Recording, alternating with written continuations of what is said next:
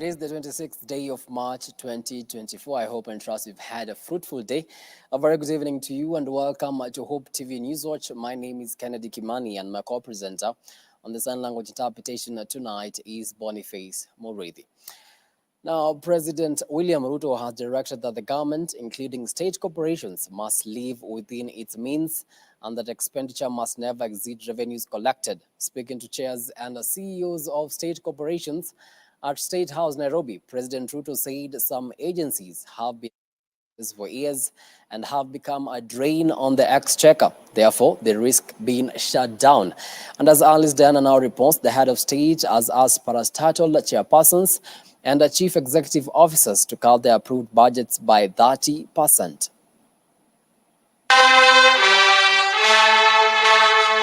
President William Ruto has warned that parastatals that have been making losses will be closed down.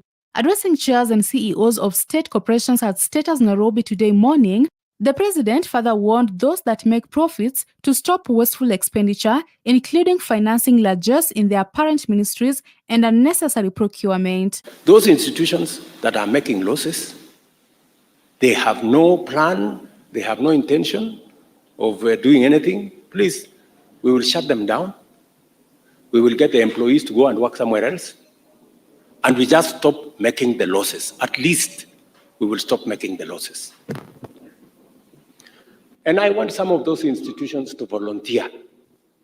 Because if you don't volunteer, some of them should tell us, hii institution yetu tafadhali fungeni, sisi tutafutie kazi mahali ingine, tuende tufanye, alafu ndio Wakenya wawache kupoteza pesa zao. The president regretted that the abuse of public resources has become so rampant that it is inhibiting service delivery and directed that from now on, government budgets and expenditures will be subjected to rigorous scrutiny.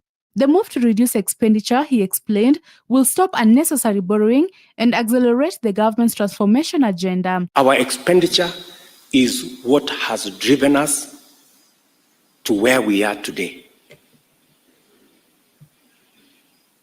So we must cut down on our expenditure. We must rationalize. We must make it much more efficient. We must deal firmly and decisively with pilferage and wastage and theft and the so evident corruption. He told the meeting that the government will engage in an elaborate consolidation process that will stop duplicity of functions, wastage, and winding up of loss-making institutions. The president also directed the CEOs to reduce their recurrent budgets by 30%. Deputy President Rigathi Gachagua, on his part, noted that in difficult circumstances, tough decisions must be made. He told the chairs and CEOs of state corporations that as much as some of them may not be comfortable with the conversation of closing the loss-making parastatals, the conversation must still happen. We had a very good engagement, multi-sectoral, on matters illicit brews and drug abuse, and we are making good progress. The hallmark of great leadership are leaders who make tough decisions in difficult circumstances.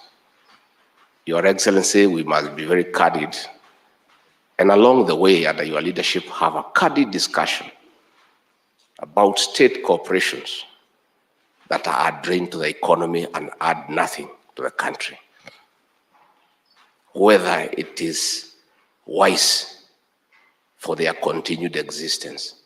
I think, Your Excellency, you will be that leader who will lead that conversation and make hard decisions. Do we need state corporations that are drained to the exchequer? They bring nothing, they just take away what we need for our roads, what we need for our water, what we need for electricity connection. I know some of you would be uncomfortable with that conversation, but that conversation somehow must take place. Alice Diana, Hope TV Newswatch.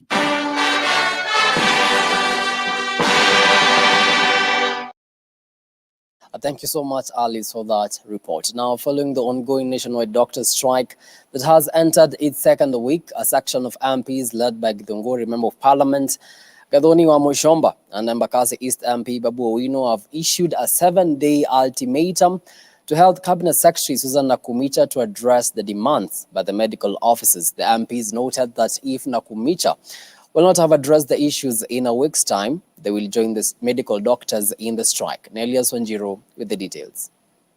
A section of MPs have launched a movement to fight for Kenyans' rights and vow to address issues such as ongoing nationwide medic strike, alleged fake fertilizers in the country, deployment of security officers to Haiti, among others. The MPs led by Githunguri Member of Parliament Gathoni wa Mushomba and Embakasi East MP Babu Owino have issued a 7-day ultimatum to Health Cabinet Secretary Susan Nakumicha to sort out the demands by medical officers, failure to which they will join the medical officers in the streets. We want to give CS Health an ultimatum. In 7 days, if you will not have sorted out the issues of doctors, we are going to deal with you. First of all, because the arrogance that you have portrayed, displayed when you're tackling this issue tells us that you're not convinced that the doctors qualifies and really deserve to be listened to. I was shocked when you said that there are people who are bringing nye, nye, nye, nye, nye. What is nye, nye, nye, nye, nye? When our people are dying in hospitals? What is nye, nye, nye, nye, nye? Mheshimiwa Nakumicha, when our mothers are delivering on the floor without... On his part, Embakasi East MP Babu Owino said they will not allow the health crisis to go on, urging the national and county government to hold a dialogue with the medics within 7 days. We want the government to move with speed and pay these doctors these amounts of money. President Ruto, instead of moving around in this country, should sit down, because what is so important and urgent is the interest of Kenyans. And these Kenyans who are in hospital are dying. The patients who are in hospital are not getting proper medical care. Why? Because of the strike caused by the doctors. Therefore, the president should not assign this duty to even the CS, Cabinet Secretary for Health, who has proven to be very incompetent. Very incompetent, talking in rallies anyhow, talking in funerals, and we want that CS to step aside, and we will bring an impeachment motion against the CS for Health. We want the president himself to call for a meeting with KMPDU. The lawmakers also vowed to deal with the issue of fake fertilizers in the country, calling out the Minister for Agriculture, Mithika Linturi, to address the issue and disclose who is behind conning farmers through the alleged fake fertilizers. This mess, the government has become so insensitive to the extent that now they are conning farmers. This is something that we want to see serious arrests. We want to know who is behind this scam. We want to know where did the fertilizer that was supposed to be real fertilizer go, and who is behind this serious, massive scam of taking advantage of our old and elderly farmers in our villages. This must stop, and every farmer who has been conned must be reimbursed their money. Every farmer who has been sold to fake seeds must be compensated by the government. It is in line with the Kenyan Constitution, the right to protection of property, that we are here speaking, so that we can make sure that the government follows and obeys the rule of law and provide the Kenyans farmers with what they are supposed to be given. So we want... On the issue of deploying officers to the troubled Haiti, in white and black, what was the necessity of Kenya advancing towards Haiti? That is a UN problem. It is not a Kenyan problem. It's not a bilateral ties problem. It is not a country-to-country problem. Haiti is an internal matter. And under the UN Charter, no any nation on earth has the prerogative, the derogation to interfere with the internal affairs of another country. That is the... Reporting for Hope TV Newswatch, my name is Nelias Wanjiru. Thank you, Nelias, for that report. Now, Deputy President Rigathi Gachagua has said that he will continue to seek reconciliation of leaders, particularly in the mountain region, emanating from the highly divisive 2022 election campaigns. Speaking at the burial ceremony of popular Bishop J.J. Gitahi's mother, Dorcas Wangari Mohiho at Kaibaga, Nyandarua County, where he also delivered President William Ruto's message of condolence, the DP emphasized the need for all leaders to put aside their differences and forge ahead as a united front.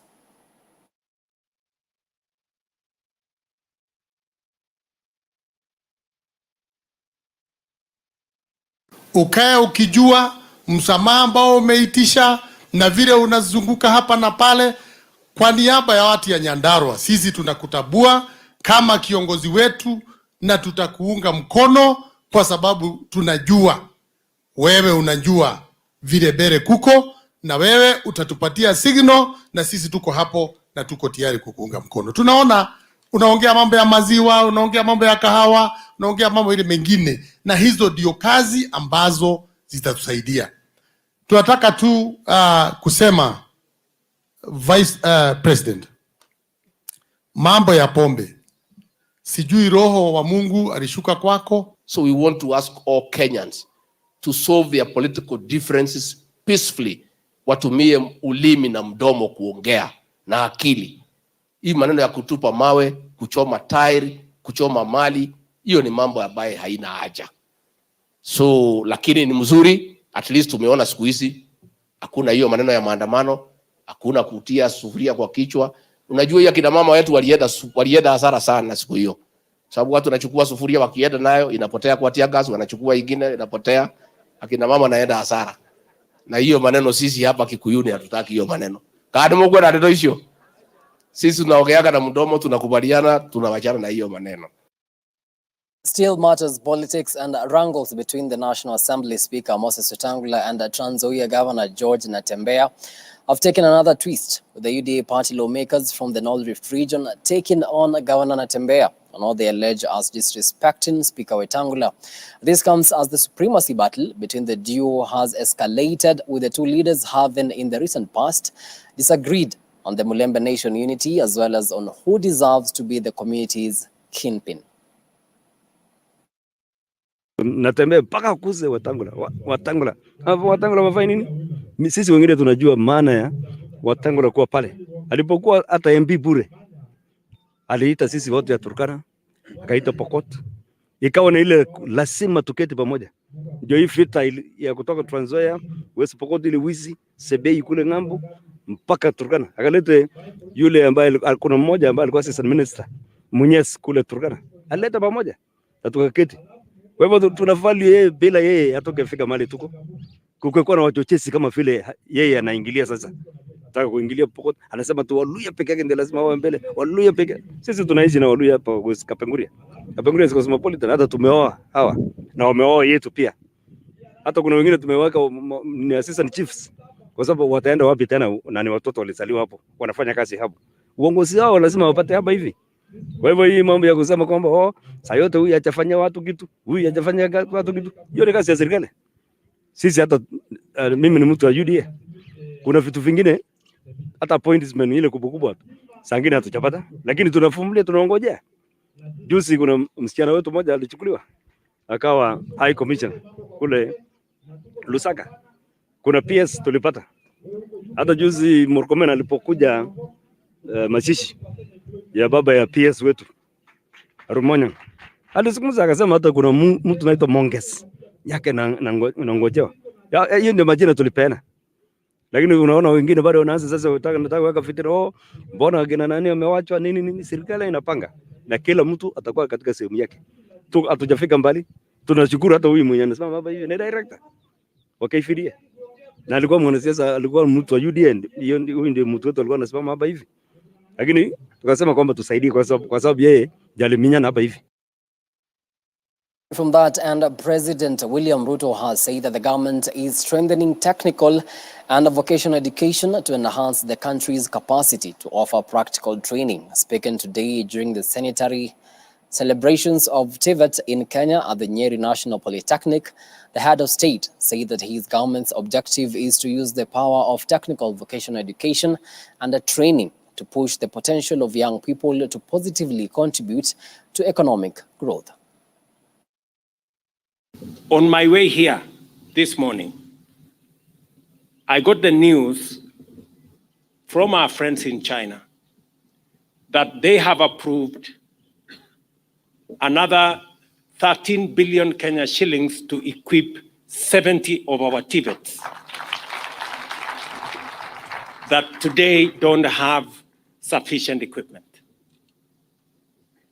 It is a coincidence that when we are celebrating 100 years, we got news that we have additional equipment to equip our TVETs, because TVET, if education is the key, TVET is the master key.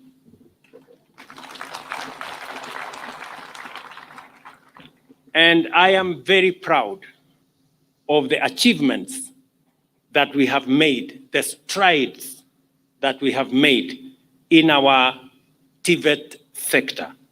We have a deliberate program also of making sure that Kenyans run the world by exporting our labor across many borders. We are concluding bilateral labor agreements with 19 countries where we want to provide opportunity for young people from Kenya with different skills, the conversation to work in those areas. So as you go through your learning processes in Kenya, the young people must set their eyes on the horizon, knowing that there are opportunities locally, and we are fashioning those opportunities deliberately, but there are also opportunities beyond our borders. Because the same way others have gold, we have our human capital as the premier export that Kenya can give the world. Now, the Aga Khan University has launched antimicrobial resistance and multidisciplinary interventions for lab technicians, pharmacists, doctors, nurses to curb misuse and overuse of antibiotics in the country. Antimicrobial resistance is one of the top global public health and development threats, with the World Health Organization estimating that bacterial AMR was directly responsible for 1.27 million global deaths in 2019 and contributed to 4.95 million deaths. This is a culmination of some of our projects which we have been executing all over Kenya on behalf of Aga Khan University Hospital with the help of various partners and collaborators. And we have collaboration with 14 of the public facilities across Kenya. We have 4 private facilities. We also have faith-based facilities and also the Armed Forces Memorial Hospital, with which we are in the process of getting a collaboration. We have in this Congress 4 pillars of antimicrobial stewardship. What do I mean by that? This is antimicrobial stewardship is a process where we have various guidelines, various protocols and procedures with which we try to minimize or prevent antimicrobial resistance.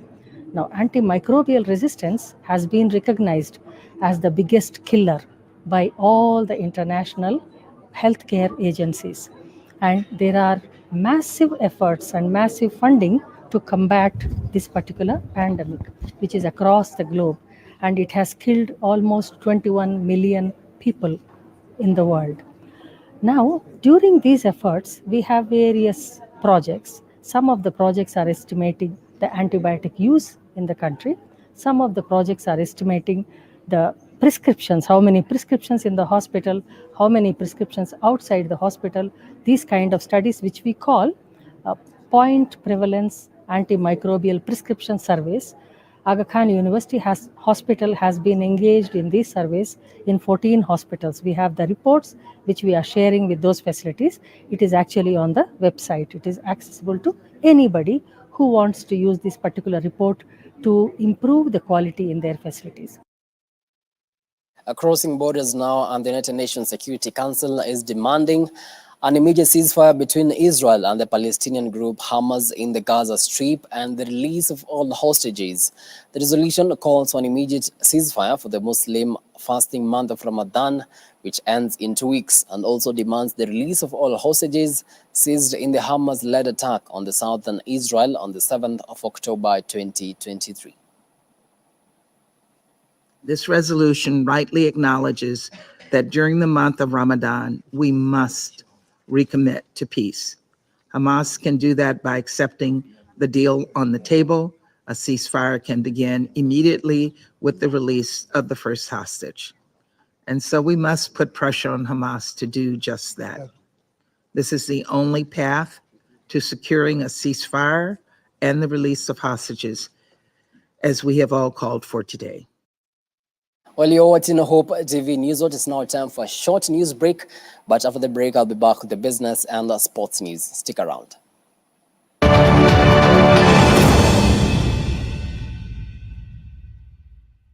Hope TV is where you look and live, with an excellent selection of the best Christian programming consisting of local and international content, of inspirational stories, talk shows, Bible commentary, youth, health shows, children entertainment, contemporary gospel music, extended times of worship, live broadcast, news, movies, drama, Christian ministry programs, and so much more. Hope TV is another quality service from Christ is the Answer Ministries, with over 45% of authentic and credible local content every week. Hope TV is a sister station to Hope FM, Kenya's leading Christian radio station, with footprints across the country. Tune in to Hope TV, where you look and live.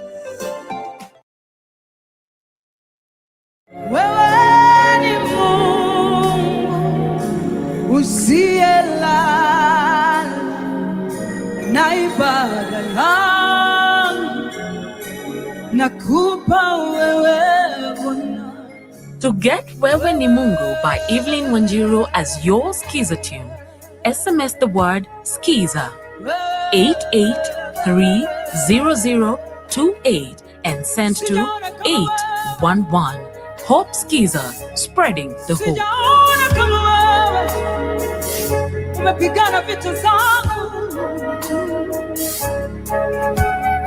Nakupa ibada ya moyo wangu usiku wa leo.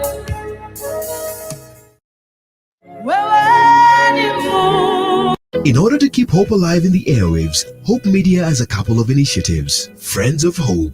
Friends of Hope is you and I forming a team of well-wishers and volunteers who give in cash and kind to support in spreading the gospel at Hope Media.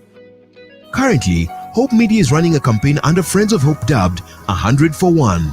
Through the campaign, Hope Media is asking Hope FM and Hope TV listeners and viewers to give just 100 shillings in order to reach one more soul with the message of hope and the gospel. Engage with us on our social media platforms at Hope FM Live and at Hope TV Kenya. Kuwa rafiki mso leo. Thank you for choosing Hope TV, the channel that brings you hope, entertainment, and inspiration. We value you and would like to serve you better. Talk to us by scanning this QR code on your screen or go to our social media page at Hope TV Kenya and click on the survey link by the name Hope TV Survey.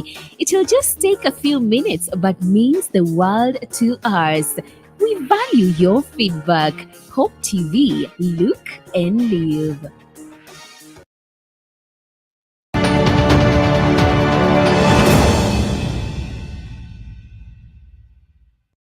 Welcome back. Now let's get down to business. And I&M Group PLC has recorded a profit after tax of 13.3 billion shillings for the year ended 31st December 2023.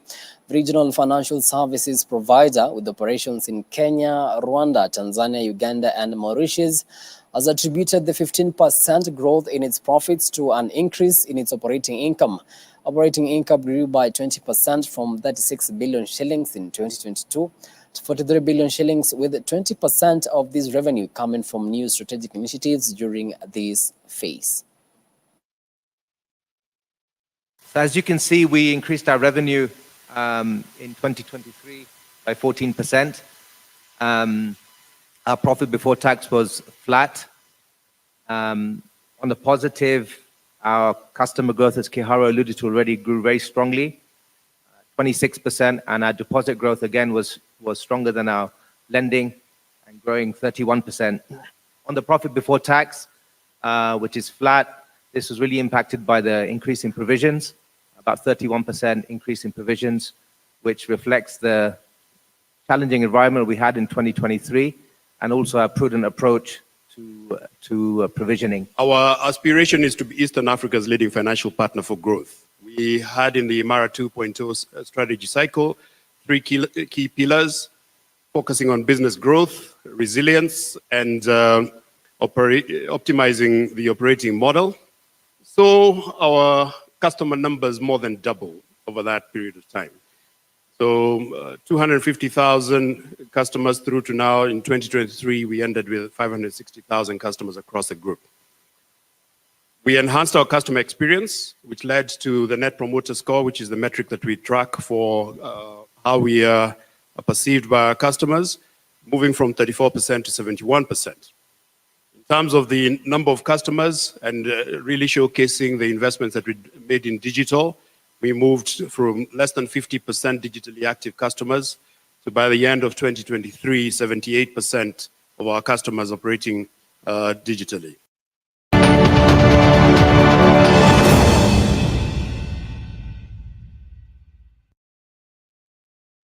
And to some sports in action now, preparations for the highly awaited third leg of the FIA World Rally Championship. The WRC Safari Rally Kenya are close to completion, setting the stage for an electrifying showdown over the Easter weekend. Scheduled to take place from Thursday to Sunday this week in Naivasha.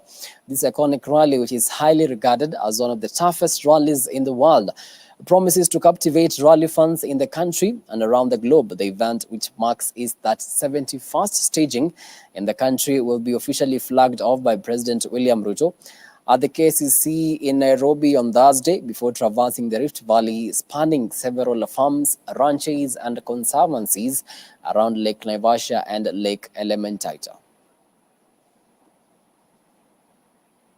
Well, the progress is great. Today is the 24th Sunday. The rally has officially started. I mean, the rally doesn't really start at flag off.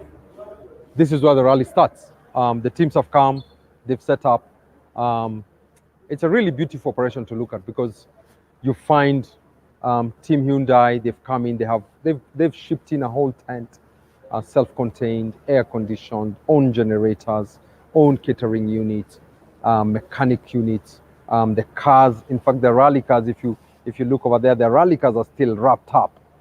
They haven't actually unwrapped the rally cars. Why? Because they actually use their recce cars. The recce cars come by ship. They come early. So today we've had recce at Oserian. Tomorrow we are doing recces again. Tuesday we're doing recces. There's even a guy who's been washing his cars. I think M Sport Ford, they even have a little sort of pressurized washer which they're washing their cars. So they've been testing out the grounds. Downstairs here at the Presidential Pavilion, we have the rally office where they're getting their maps, their recce books, their road book 1, their road book 2. So what they're doing is going on the routes and actually just checking, putting marks for themselves according to the route and planning how they're going to tackle the Safari Rally, which is really the toughest rally in the world. It's a really beautiful operation. We've got WRC television in that tent over there. The cabins over there are also theirs. This feed that we are getting, which is obviously from previous years, that feed is coming from the WRC TV. Inside there, we also have SAS, who do all the timing for both the KNRC cars, the WRC cars, especially the P2s and P3s. Those guys are sitting in the WRC television tent. Now, Kenya Pipeline Company has partnered with the Kenya Volleyball Federation in sponsoring a 3-day volleyball dubbed KPC at 50 Volleyball Extravaganza as part of its 50th anniversary celebrations. The tournament will take place between the 5th and 7th April at the Kasarani and Nyayo Stadium volleyball courts and will feature players drawn from the top men's and women's National League teams, as well as the battle of retired Volleyball National League legends. Additionally, the tournament will feature exhibition matches between high school boys and girls teams drawn from the best performing schools countrywide. Official launch of KPC at 50 Volleyball Extravaganza. It's an event that we are launching as part of our KPC at 50 celebration. Last year in September 15, we had an official event which marked a celebration of our 50 years of existence as KPC. And out of it, there were events that are lined up as part of the celebration activities. We've done quite a number of events, but this is one of the events that was earmarked as part of our celebration. And this is coming out of our love for sports and our support for sports, especially the volleyball. And as you are aware that we have the KPC volleyball team, which is really a brand in this country. It is our brand as KPC, and therefore we'll continue to support, and that's why we are launching today. Do our best as a federation to afford them as much visibility as possible.